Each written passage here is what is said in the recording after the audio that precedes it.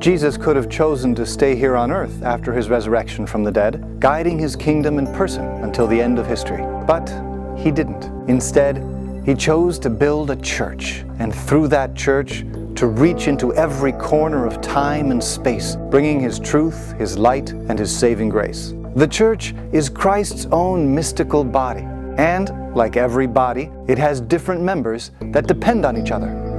The members of the church who provide the basic nourishment for the whole body, the sacraments and faithful gospel preaching, are the priests, the ordained ministers.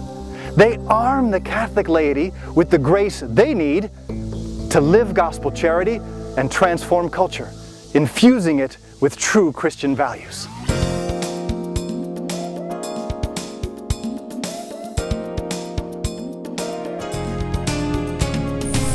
The Legionaries of Christ are priests who strive to live that mission wholeheartedly, most especially by providing personalized spiritual formation to youth, families, and individual leaders in every sector of society, empowering them to love Christ, build the church, and serve others as passionately and as effectively as they can. Right now, Legionaries are doing that work through retreat and family centers, schools, universities, youth clubs, missionary networks, media endeavors, and evangelization programs supporting parishes and dioceses in more than 20 countries. And members of our lay movement, Regnum Christi, are hard at work in a dozen more. It would be the height of arrogance for a young man to consider himself worthy on his own merits, to undertake such a monumental and supernatural task as the priesthood. That's why we don't speak of the priesthood as a career. Instead, we refer to it as a vocation, a calling. To become a priest, a young man must first be called by God. But being called isn't enough. The young man has to hear that call, discern it, and then he has to follow it. In a world focused so much on instant gratification, where our standard of living and sources of entertainment and pleasure are vast, hearing and heeding a call to serve the church through vows of poverty, chastity, and obedience, as legionaries do, is no easy task. But God is faithful, and He's also creative. He knows how to make His voice heard above the noise of today's culture, and He knows how to inspire generosity in youthful hearts, turning every vocation story into a unique, moving, and often difficult adventure. In the next few minutes, you'll hear from 3 young men who are in the middle of that adventure. They find themselves at 3 different points along the 13-year-long process of legionary formation, a priestly formation that goes deep, which is why it takes so long. A 2-year novitiate is followed by advanced studies in classical humanities and philosophy. Then our seminarians put the books away to spend 3 years on a ministry internship where they get hands-on experience working in the field, before returning to study another degree in theology, and then receive holy orders. This demanding formation gives our young men time to be sure of their call, and it provides them with the spiritual, intellectual, apostolic, and character maturity they will need to serve Jesus Christ and His church as they deserve.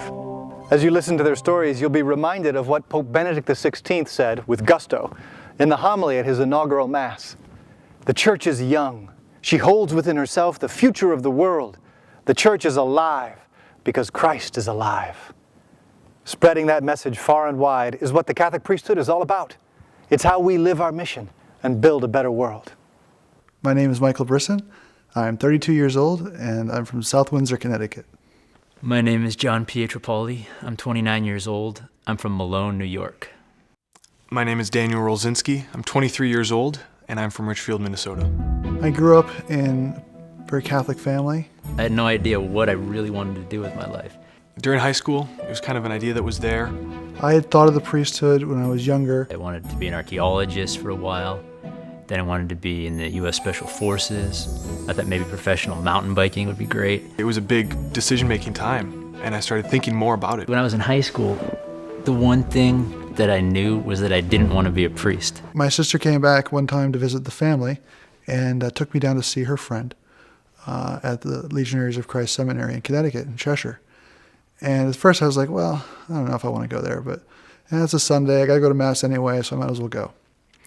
So we went down to the seminary, and I just remember walking into the chapel, and there were 120 young men a little bit older than I was, all dressed in black. And I said, whoa.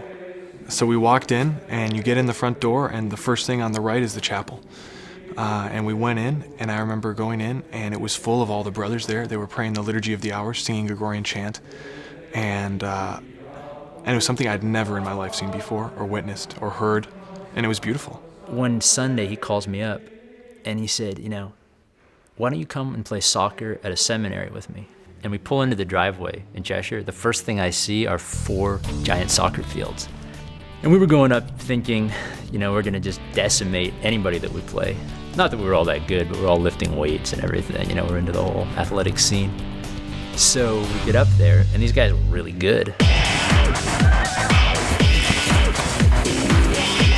I said, this place has some promise. This definitely has potential. And at the end of that summer, I said, I'm still not 100% sure, but I said, God's offering me this opportunity. He's not going to make me say yes, but he's offering me the choice.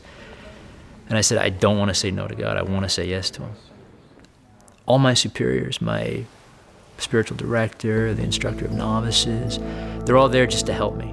They're there to help me really discern, is this what God wants me to do with my life?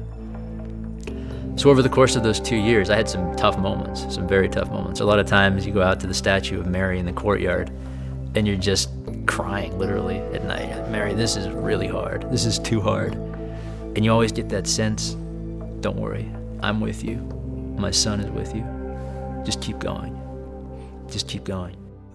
Every young man that is called to the priesthood, the seed of that vocation, that calling is there in his heart, in his soul. And it needs water. And it needs to see the sun. And that means it needs prayer. And he needs time with the Lord to nourish that seed, to let it grow. And in that way, Cheshire is like a garden where it's sunny every day. A priest brings us God. He's not a social worker. He's not here to administrate. All those things are important, but that's not ultimately what a priest is here for. He's here to give us God. He's here to bring Jesus into the life of the world and into everyone's life. God has blessed the Legion with abundant vocations to our priestly family, a growing number of young men who have heard the Lord's call and courageously decided to heed it, in spite of all the forces working against them. We all know how much the church needs dedicated and well-formed priests. By giving us your spiritual and material support, you will bolster our courage with your own, as if you were joining our family and receiving a priest into yours.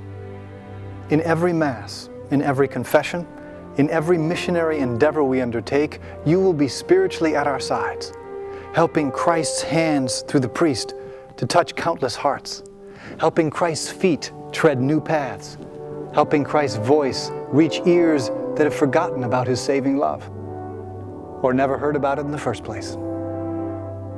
There was somebody who wanted me to be a priest, somebody I never met.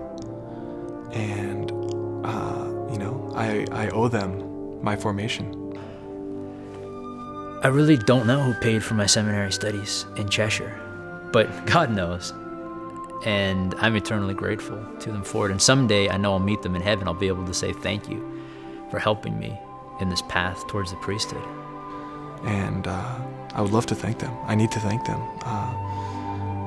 And I think the best way I can do that is through my prayers for them. I'm finishing up my theology studies at the same time, and I will be ordained to the priesthood on December 12th of this year, 2009, God willing.